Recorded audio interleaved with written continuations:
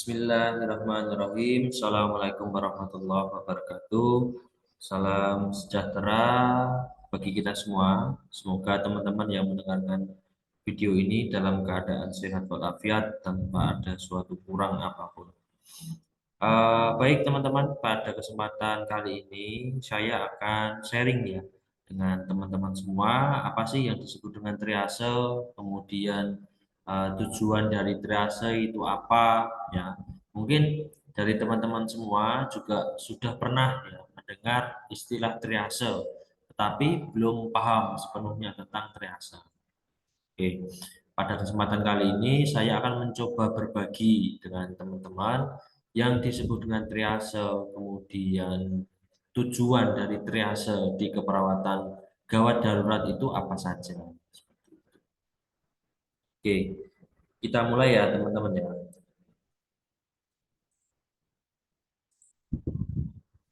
Untuk pendahuluannya terlebih dahulu ya, bahwasanya triase itu bisa diartikan sebagai penilaian atau pemilihan dan pengelompokan penderita yang mendapat penanganan medis dan evakuasi pada kondisi kejadian massal atau kejadian bencana.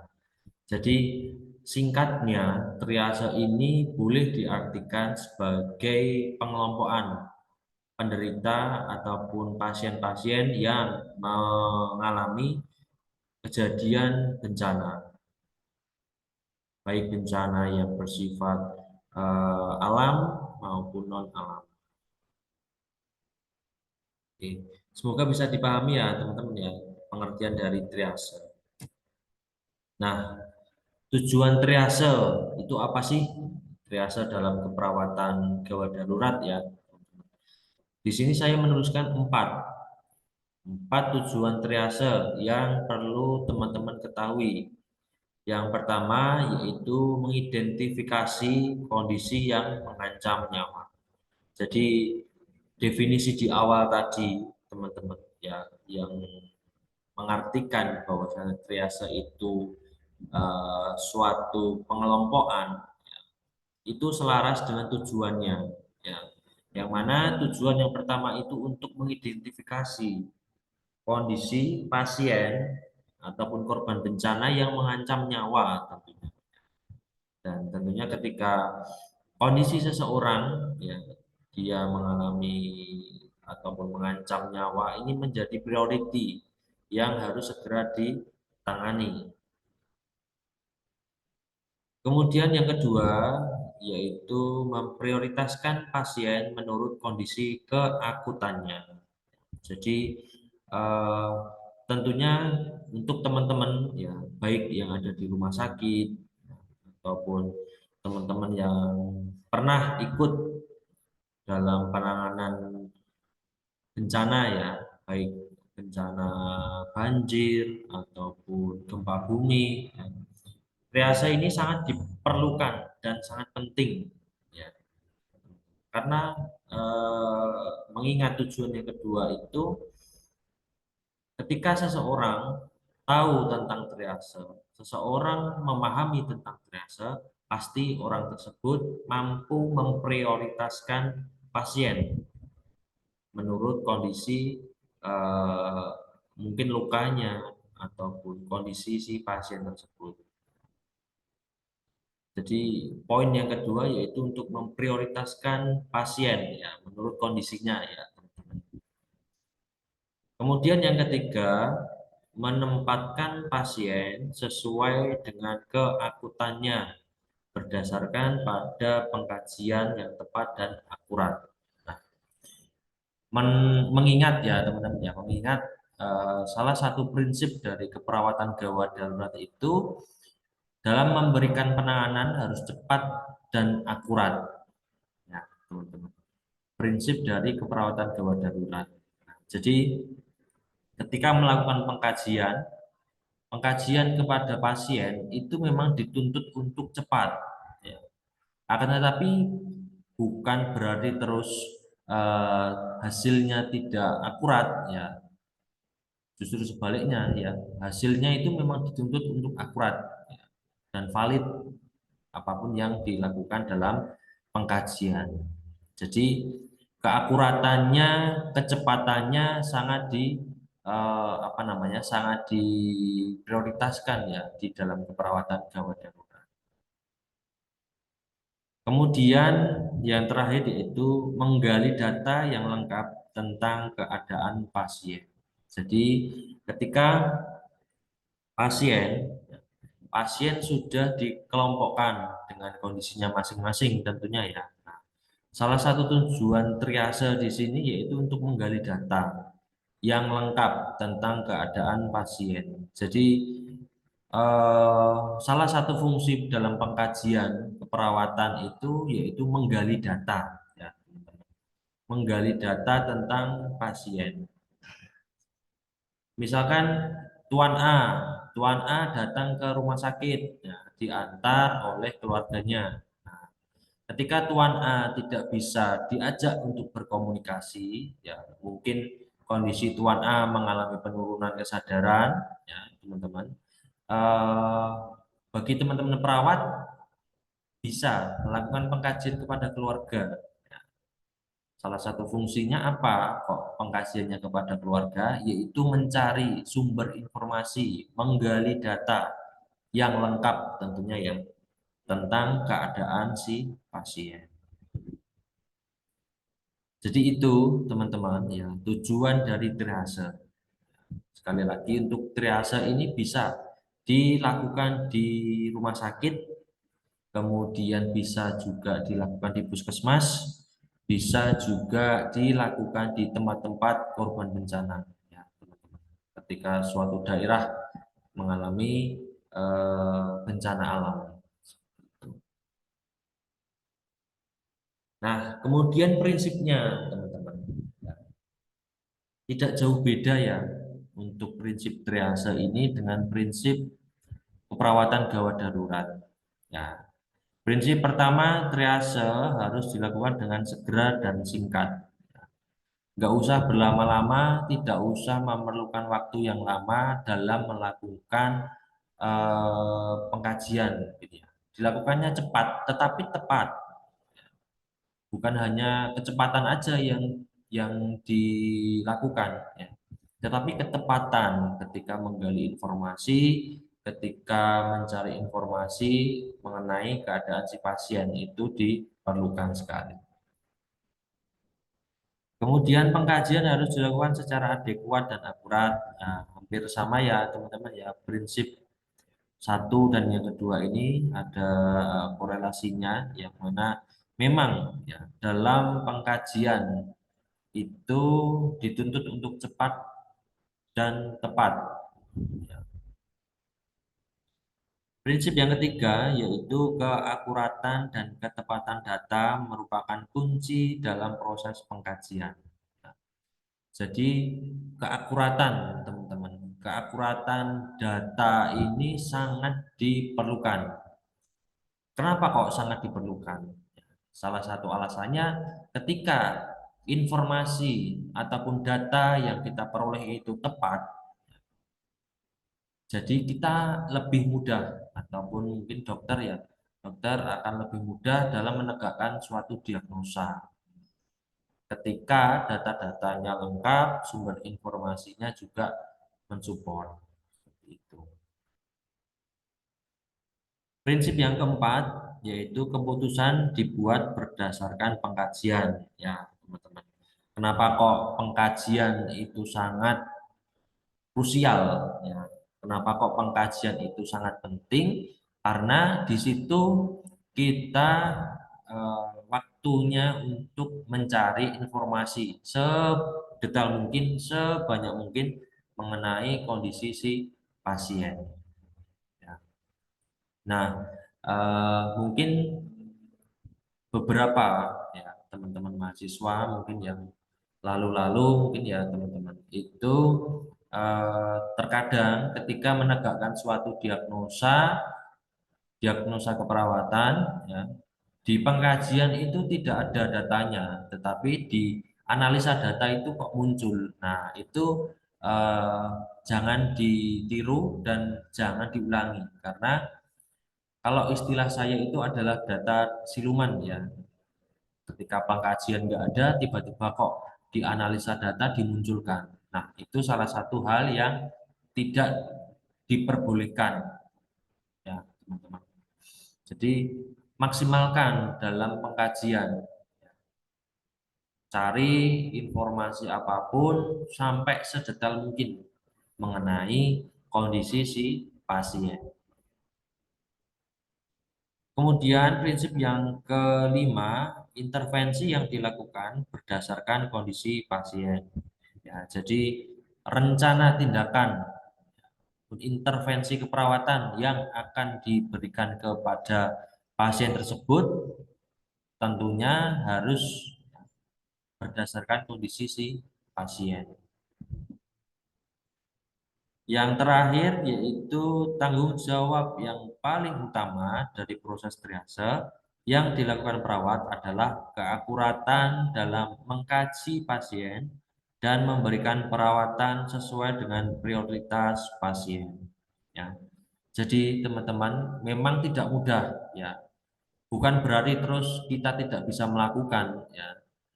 Perlu diingat ketika tanggung jawab yang utama di sini dimaksudkan ya, di dalam proses triase itu adalah perawat itu ketika melakukan pengkajian kepada pasien itu dituntut untuk akurat ya teman-teman. Jadi sumber informasi apapun yang ada itu tanyakan sekiranya yang bisa mendukung dari penegakan diagnosa keperawatan.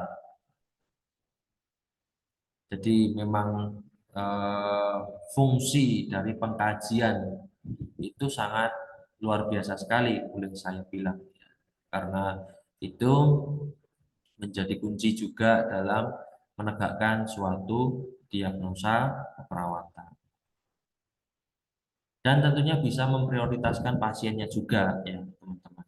Jadi misalkan teman-teman yang baru jaga di di IGD, ya jaga di IGD, kemudian datanglah 3 pasien secara bersamaan. Ya. 3 pasien datang secara bersamaan. Nah, pasien pertama, pasien tersebut mengalami fraktur, fraktur tertutup. Kemudian pasien yang kedua mengalami sesak nafas, dan pasien yang ketiga datang dengan keluhan demam. Nah, tentunya dari ketiga pasien ini teman-teman harus bisa memprioritaskan mana yang harus segera ditangani, mana yang eh, menjadi second opinion. Ya, tentunya yang menjadi prioritas tadi adalah pasien yang mengalami sesak nafas. Itu yang menjadi prioritas. Kemudian di sini ada klasifikasi triase. Klasifikasi triase di sini ada 3 ya teman-teman ya yang saya tuliskan, yaitu emergency, kemudian urgent dan non urgent. Nah, tentunya dari ketiga klasifikasi ini memiliki penjelasan yang berbeda-beda ya. Nah, salah satu contoh ataupun beberapa contoh di sini kondisi pasien yang termasuk dalam klasifikasi emergensi.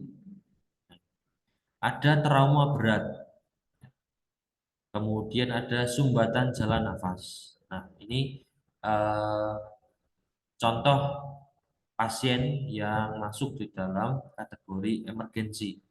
Pasiennya mengalami sumbatan di jalan nafas. Kemudian ada akut MCI ataupun infak miokard akut, ya, teman-teman. Kemudian ada tension pneumotoraks dan ada flail chest. Jadi kondisi kelima contoh ya di sini ya, contoh-contoh kondisi pasien yang termasuk dalam klasifikasi emergensi. Nah, kalau di dalam klasifikasi urgent, di sini saya juga mencontohkan 5 pasien. Kondisi di mana pasien mengalami cedera tulang belakang. ya teman-teman. Kemudian patah tulang terbuka. Nah, tentunya kondisi patah tulang terbuka di sini tidak disertai dengan kondisi pasien tersebut mengalami hambatan di jalan nafas ya, ataupun pasien tersebut eh, keadaannya masih kompos mentis. Nah, itu masih masuk di klasifikasi urgent. Nah, kemudian ada trauma kapitis tertutup, ada luka bakar dan apendiksi akut. Nah, apendiksi akut di sini tentunya seputar permasalahan yang ada di bagian perut. Kemudian non urgent, teman-teman. Di sini ada luka lecet, ya, ada 4 ya kondisi pasien mengalami luka lecet, luka memar, kemudian mual dan muntah, dan yang terakhir yaitu demam. Nah, jadi itu ada beberapa contoh pasien ya dari klasifikasi triase, teman-teman. Tadi yang saya sebutkan ada 3 klasifikasinya, ada emergensi, kemudian ada urgent dan non urgent. Oke, teman-teman, jika ada yang ingin ditanyakan boleh tinggalkan di kolom komentar ya jika ingin bertanya atau dirasa ada yang ingin disampaikan. Silakan. Next, yaitu di pengelompokan triase, teman-teman. Nah, di sini yang sering dijumpai mungkin ya, yang mudah ya, di rumah sakit ataupun di puskesmas. Nah, kalau di rumah sakit ataupun di puskesmas, ketika masuk di ruang IGD, itu kok ada garis-garis yang berwarna merah, kemudian kuning, hijau, hitam. Itu artinya apa sih? Nah, itu teman-teman ya yang disebut dengan triase ataupun pengelompokan. Ya. Jadi pengelompokan triase di sini yang saya tuliskan ada 4 ya, warna merah, kuning, hijau, dan hitam. Nah, di sini ya teman-teman, kapan pasien itu masuk di jalur warna merah ataupun dikelompokkan di warna merah, kapan pasien tersebut dikelompokkan di warna kuning, ya, teman-teman. Di sini sudah saya jelaskan bahwasanya kalau dalam kategori merah, ya, pasien tersebut mengalami luka berat. Luka berat, ya teman-teman. Kemudian terdapat gangguan ABC di sini, ya, ada airway, breathing, sirkulasi, dan mengancam nyawa. Nah, itu masuk di dalam triase warna merah. Banyak contohnya tadi ya, yang sudah saya sebutkan di awal. Kemudian kuning, ya teman-teman. Kalau kuning di sini sama-sama mengalami luka berat, ya teman-teman. Di warna merah tadi juga sama. Pasiennya mengalami luka berat, tetapi kalau yang membedakan antara merah dan kuning, kalau kuning itu tidak terdapat gangguan di airway ataupun di breathingnya ataupun di sirkulasinya. Nah, itu dikategorikan di warna kuning dan juga tidak mengancam nyawa. Atau mungkin mudahnya teman-teman dalam hafal ya ataupun mengingat mungkin kalau warna merah itu ketika seseorang pasien dia mengalami luka berat kemudian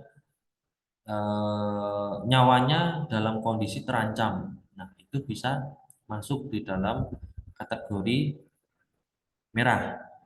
Nah, kalau kuning sama-sama memiliki luka berat tetapi kondisinya tidak mengancam nyawa. Nah, itu ya luka berat, kemudian kondisinya tidak mengancam nyawa, ya tidak ada gangguan di airway-nya ataupun di breathing dan sirkulasinya. Nah, kemudian kalau hijau, nah, hijau pasien dengan luka ringan, ya mungkin luka sayat tadi ya yang disampaikan, kemudian pasien dengan demam, ya, demamnya mungkin 38,5 tidak disertai dengan kondisi keluh ataupun keluhan-keluhan yang lainnya itu bisa masuk di hijau. Kemudian kalau hitam itu untuk pasien yang sudah meninggal. Jadi keempat warna ya teman-teman. Ini perlu eh, panjenengan pahami ya, dan bisa bedakan ketika praktik di IGD suatu rumah sakit mungkin ya. Jadi mungkin datangnya bersamaan ya, datangnya bersamaan. Tetapi ya, sekali lagi pasien itu memiliki pengelompokannya yang masing-masing. Yang saya contohkan tadi di awal ya teman-teman. Pasien datang secara bersamaan 3 orang. Yang pertama mengalami fraktur, kemudian yang kedua mengalami sesak nafas, kemudian yang ketiga yaitu demam. Nah, ini datanya bersamaan. Apakah ditempatkan di satu apa namanya warna yang sama? Tentunya tidak. Ya, harus disesuaikan dengan kondisi si pasien tersebut. Itu ya teman-teman, saya rasa cukup jelas. Ya, jika kurang jelas dan kurang paham, boleh nanti teman-teman bertanya di kolom komentar. Nah, ada model triase dalam bencana, teman-teman. Ya, yang saya tuliskan di sini ada 4 model triase dalam bencana.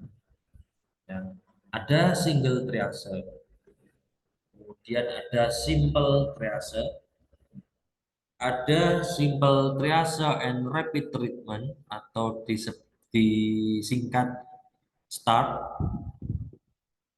Kemudian ada secondary assessment to victim endpoint ataupun SAFE. Nah, keempat model triase ini akan kita bahas secara bersama-sama. Yang pertama tentang single triase. Nah, single triase ini digunakan untuk keadaan di mana pasien datang satu persatu. Ya, teman-teman. Seperti misalnya di instalasi atau di unit gawat darurat sehari-hari. Ya, datangnya satu-satu. Ya, itu bisa digunakan single triage. Tetapi kan kondisinya teman-teman itu kan kita tidak tahu ya, apakah pasiennya datang satu-satu ataupun kayak langsung secara bersamaan. Kondisinya kan kita tidak tahu. Kemudian ada simple triage. Nah, kalau di simple triage itu pada keadaan bencana massal, awal-awal di mana sarana transportasi belum ada atau ada tetapi terbatas, dan terutama tim medis atau paramedis yang kompeten. Ya, jadi bisa dilakukan simple triage. Ya, memang kondisinya belum memungkinkan misalkan, ya. Sehingga diterapkanlah simple triage. Nah, kemudian metode STAR.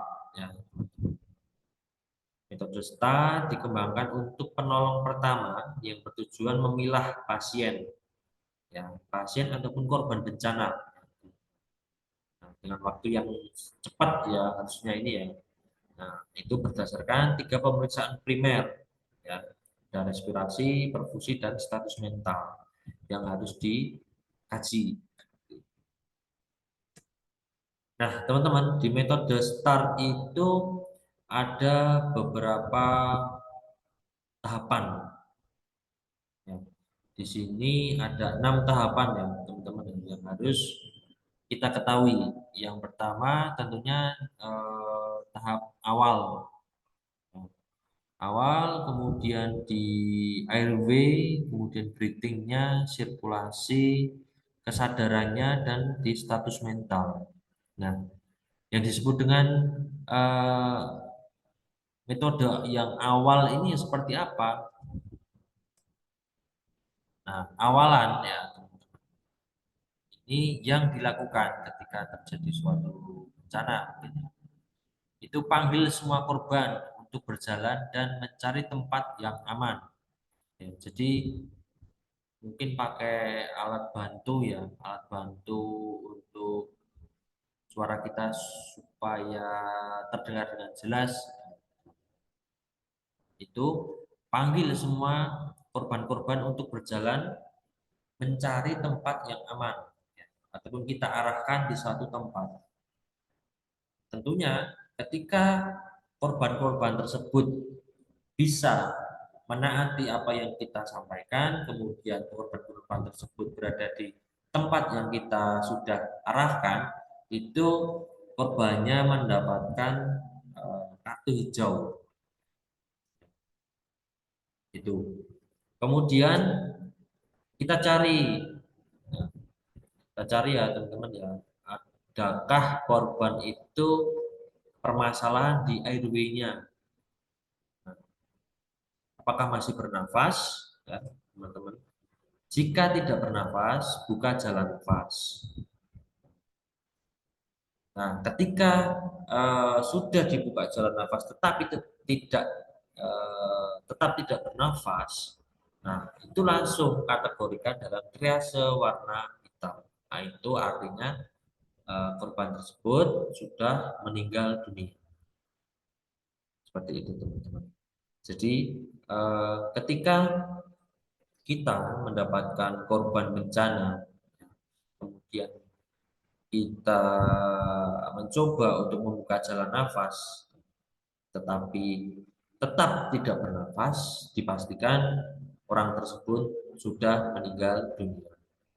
Nah, berbeda cerita ketika dibuka jalan nafasnya, kemudian si korban tersebut bisa kembali bernafas. Nah, itu langsung masuk di triase warna merah, ya, teman-teman.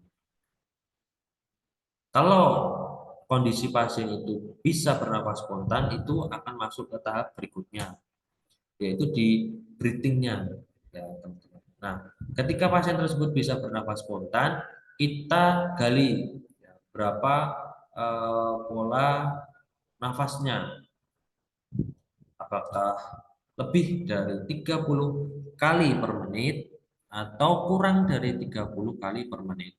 Jika lebih dari 30 kali per menit, itu nanti bisa dikategorikan di triase warna merah.